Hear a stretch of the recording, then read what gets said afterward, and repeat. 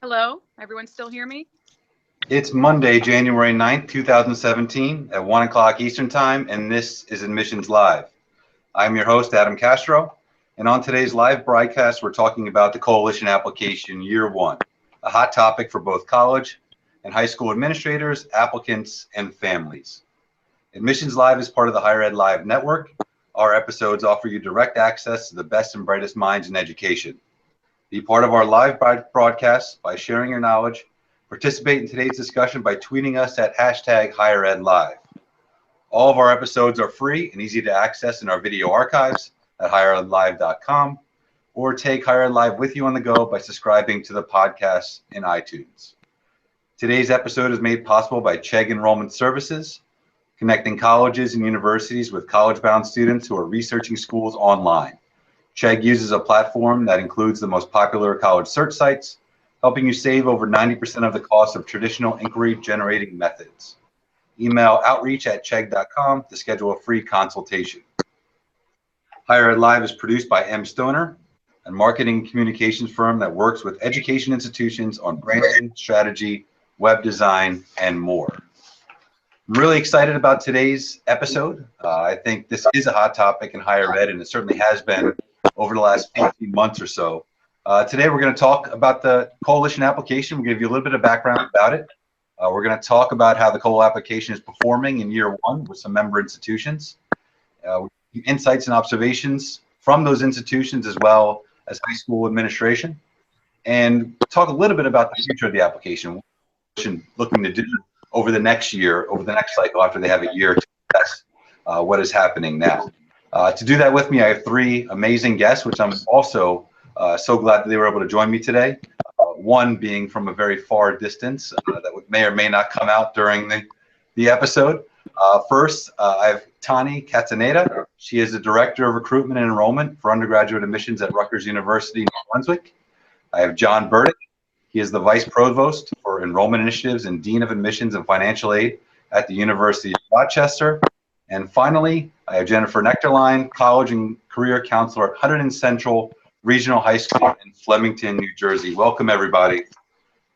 I'm going to jump right into it. I'm going to start with you, Tani. I'm going to ask you to give us a little bit of background on the Coalition application. What is the application, and what was the genesis behind its creation? Sure. So a little bit of background on the Coalition. It was initially envisioned as a comprehensive platform with which students would be able to engage before, but also kind of beyond the point of application.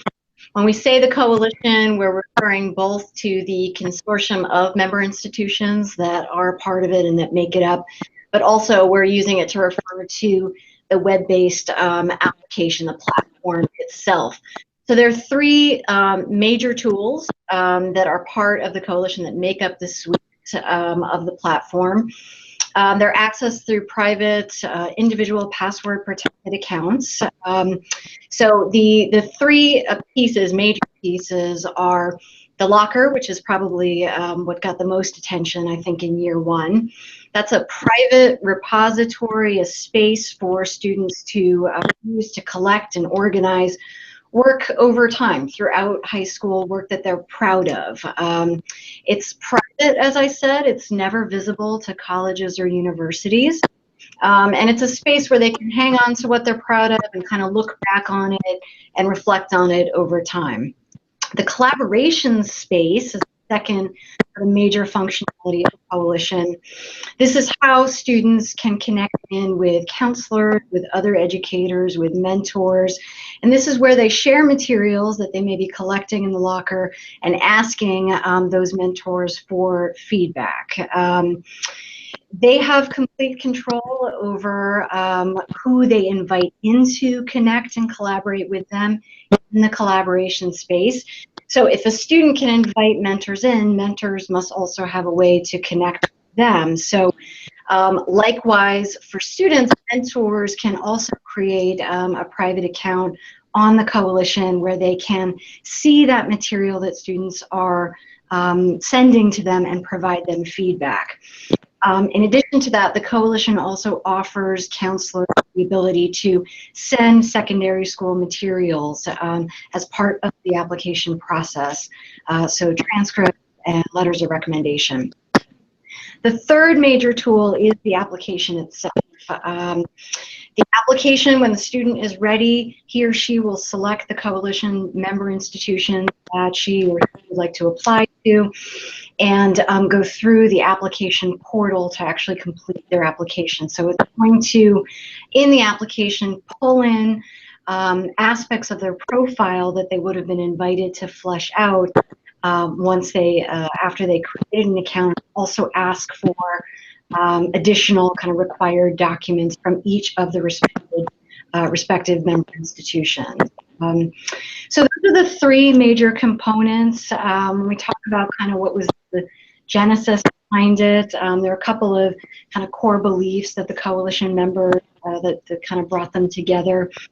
One, just very general, that the college exploration, the application process could potentially be more beneficial and benefit students more in their kind of growth and development if it's made more exploratory, if it's made more reflective. Second major belief that just kind of fundamentally all processes, including admissions, kind of deserve another look and refinement, and kind of continue to think about how we can do it better. And then third, that engaging with students earlier on in this process can be helpful to students, particularly underrepresented and under-resourced students, kind of promote a college-going mindset. There's a lot of research to document that low-income, first-generation students have kind of greater challenges navigating this process, and so the coalition hoped to put forth a tool that would kind of help better prepare all students, but particularly those students in this process and throughout the college kind of exploration process. So those are sort of the beliefs that motivated coalition, the initial members, I think, to say, you know, what can be done better, what can we do differently?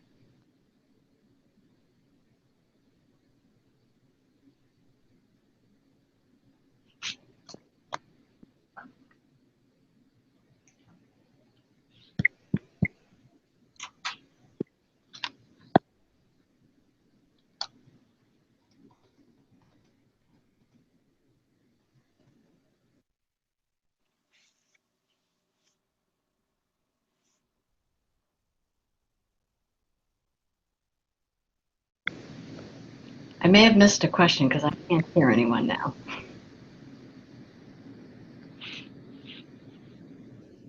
I can hear you, Danny, but I think Adam might have been muted for a minute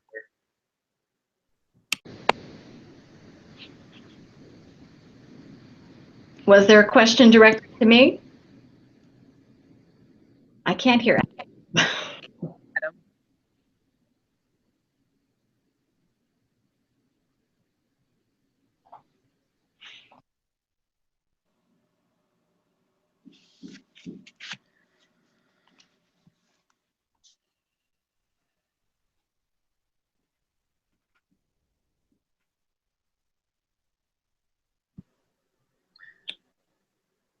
Since I think we might have an audience, I just add one thing to Tani's comment, which was that the idea of reaching students earlier was part of the controversy.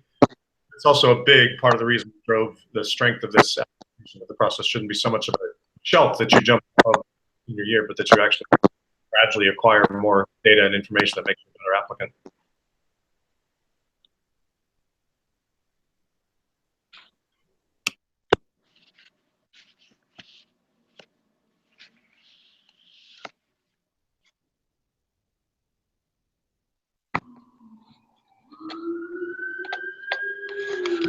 Hi, everybody. Can you hear me now? Okay, I'm back. I'm back in. So I want to go back to Tani. I apologize.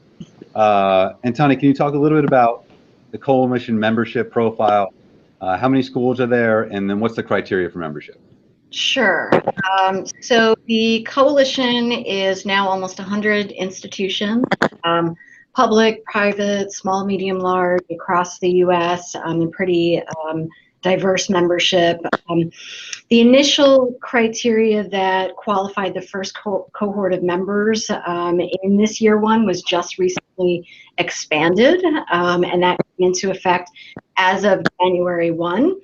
So the membership criteria was expanded in order to recognize and I think be more inclusive of more colleges and universities that are doing a really good job providing support to low-income, to underrepresented students. So new members need to meet 2 out of 3 parameters and exceed a few important minimums. I won't go through kind of all the details here, but to kind of the major points of the coalition: access, affordability, and success. On access, the percentage of enrolled underrepresented or Pell eligible students should be at least 20%. With respect to affordability, institutions should be meeting full needs, so that's really directed to many of our private institutional members or potential members, or offering affordable in-state tuition, so that's clearly directed towards public institutions, or they're graduating students with low median debts. The threshold for that is $25,000 or below, or have a low default rate. In terms of success, the coalition is looking for members that have a 6-year graduation rate of 7% or higher. If that's not one of the 2 out of 3 that can be met, at minimum, they should have 6% graduation rate, and a low-income or underrepresented student graduation rate that doesn't exceed the overall rate. I think that speaks to potential member success in graduating underrepresented students. One other change to note, though, that kind of expanded the membership is that if there's no 4-year public university within the state that meets those parameters, the public university with the highest membership on those 3 parameters will be invited to join. I think that was a really important change because there was something like 12 states that didn't have any representation from an institution. So this expands the potential for membership.